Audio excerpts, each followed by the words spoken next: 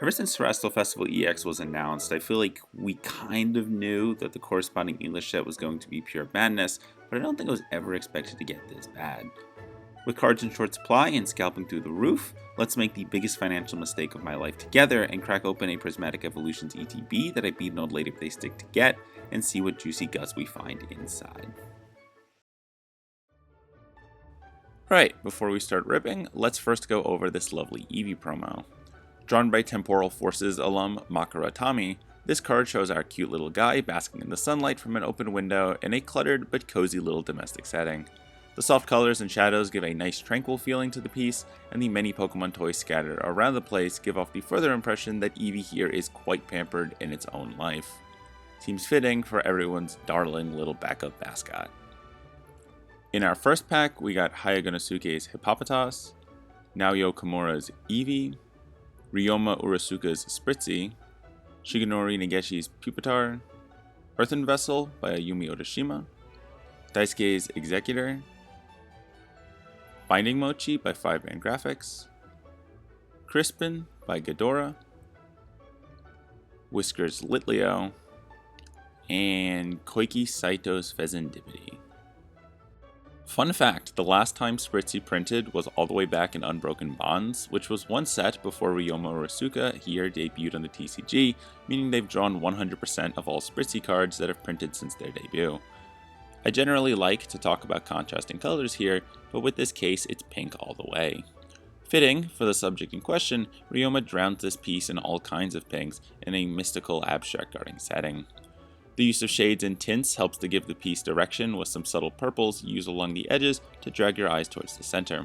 A white outline on Spritzy keeps the subject from being perfectly blended as a subtle heavenly light shines down on them. A scene as sweet as the perfume this Pokemon produces.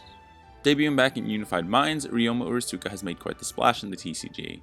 His flat style and iconic white outlines make for a really charming style that pair with excellent compositions that often embrace more abstract scenarios to best depict the subject in question. His personal prints are all just as wonderful and give out this fun cozy style that get even cheekier with the layouts to always put a grin on your face, and I hope to see a lot more of him in the future. In our second pack, we get Rotostick by Studio Bora Inc., Kyoko Umemoto's Katni, Professor's Research by Tezero, another Litleo, Buddy Buddy Poffin by Ayumi Odashima, Bug Catching Set by Ayumi Odashima, Takeshi Nakamura's Pyroar, Soichiro Gunjima's Bronzor, Black Belt's Training by Gosen, and the Dunsparce by Tezero. Bronzor is one of those Pokemon that just feels quintessentially Sinnoh in my mind, so it's a lot of fun seeing it rep the gen in the Japanese Generations decks. Soichiro Gunjima does an excellent job here, portraying the cold Frostland as Snow Point Temple, complete with a light dusting on our metal subject to give extra depth to the piece. The subtle glow from the sun further cements the sense of stepping out after a nasty blizzard, and the peaceful grin on Bronzor's faceplate seals the deal. We also get a nice look here at the Pokeball Reverse Hollow pattern, which is unique to this set, and looks even cooler in person with its etching. There is an even rarer Master Ball print as well, but I guess we'll have to see if we can find one of those here. In our third pack, we find Amaris by Akira Komayama, Tika Matsuno's Lopunny, Friends in Paldea by Kona Nintanda, another Bronzor, another Executor, another Binding Mochi, Rescue Board by Toys to Beach, a Reverse Hollow Litleo, Sonosuke Sakuma's Dunsparce, and Rika's Glaceon. Is it just me, or have we been getting a lot of wintry pieces lately? Just me? Okay. Well, we've got another to talk about. Tika Matsuno does a great job here with Lopunny, using warm red highlights on the snow to raise the temperature of the piece and blend the snowy blues and whites in with Lopunny's otherwise warmer browns. A light dusting of snow on our subject and some comically large snowflakes finish off the piece to make for a really snuggly winter piece that make me want to smother myself in those fluffy ears.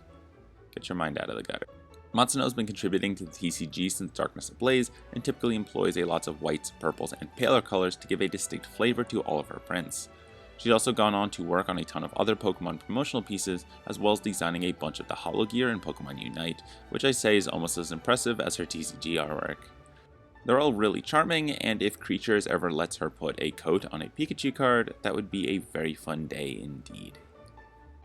In pack number 4, we get another Friends in Paldea, another Bronzor, Kaisen's Furfrou, Naoki Saito's Baniri, Glass Trumpet by Toist Beach, Keiichiro Ito's Hawlucha, Explorer's Guidance by Hideki Ishikawa, a Pokeball Reverse Holo Glaceon, Matazo's Noctowl, and Kirisaki's Vaporeon. The Generations decks are the gift that keep on giving. In the pen of Obsidian Flames alum Kaisen, Furfrou here places us right outside the gates of Kalsa's iconic Shepenau Castle. Warm Light bathes the piece as Furfrou's smug grim dares you to venture further into the landmark. This isn't the first time we've seen this location depicted in the TCG, as we saw it all the way back on Sanosuke Sakuma's Mighty Yena from Phantom Forces. My headcanon is that mighty wolf is still lurking just inside the shadowed entrance, giving Furfrou's proposition all the more danger to it. Stay safe, travelers. At our midpoint in our 5th pack, we get Black Belt's Training by Gosen, Yoriyuki Ikegami's Badoo, another Pupitar, another Eevee, Nelnal's Seeking, Chibi's Regigigas, Cypher Maniac's Codebreaking by Taira Akitsu, a Reverse Holo Vaporeon, a Reverse Holo Executor, and 5-band graphics Lugia EX. I know the EVs are the big chases from the set, but if I'm being honest, some of the non-EVs are just as cool, and Lugia here may be one of my favorite EXs that I've pulled. The shine from the holofoil pales nicely with the sheen of Lugia's attack, and contrasted nicely with the dark background behind it to give it a card that really pops. Not a particularly competitive or expensive card, but a fun addition to the collection nonetheless. In our 6th pack, we find Professor's Research by Tezero, Karada So's Hippowdon, another Amaris, another Lopunny, another Executor, another Crispin, Ryota Murayama's Screamtail, Iori Suzuki's Execute, Kaisen's Miltank, and 5-band graphics Sylveon EX. I love seeing quaint little glimpses into the lives of Pokemon that we rarely get to see. Hippowdon is always depicted with a far more active posture, so to get this more laid-back piece by Karada So is a real treat.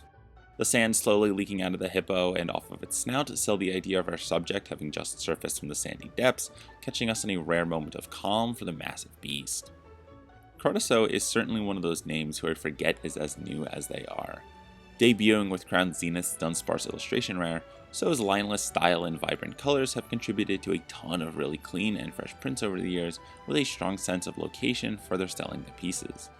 Their personal prints tend to be a lot simpler, but make good use of form to make for some really fun and worthwhile pieces. Really, just another name you should be paying attention to if you aren't already.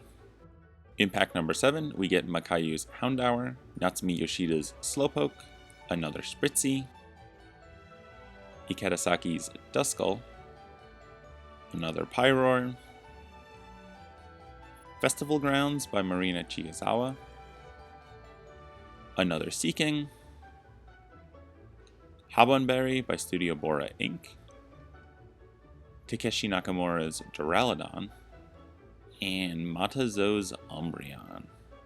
I don't know what it is about Umbreon that gets everyone up in arms, but I mean, it's cool, and I guess that's all we need. I've always been partially to the Moonlight Eevee myself, so I guess I can't complain.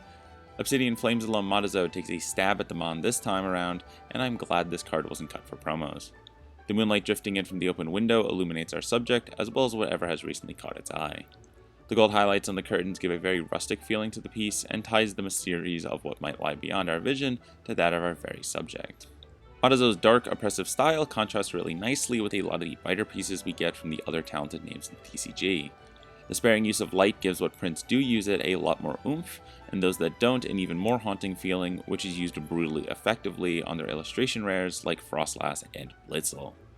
Always a blast to see what they come up with next, and I hope this is not anywhere close to the last time I get to talk about them.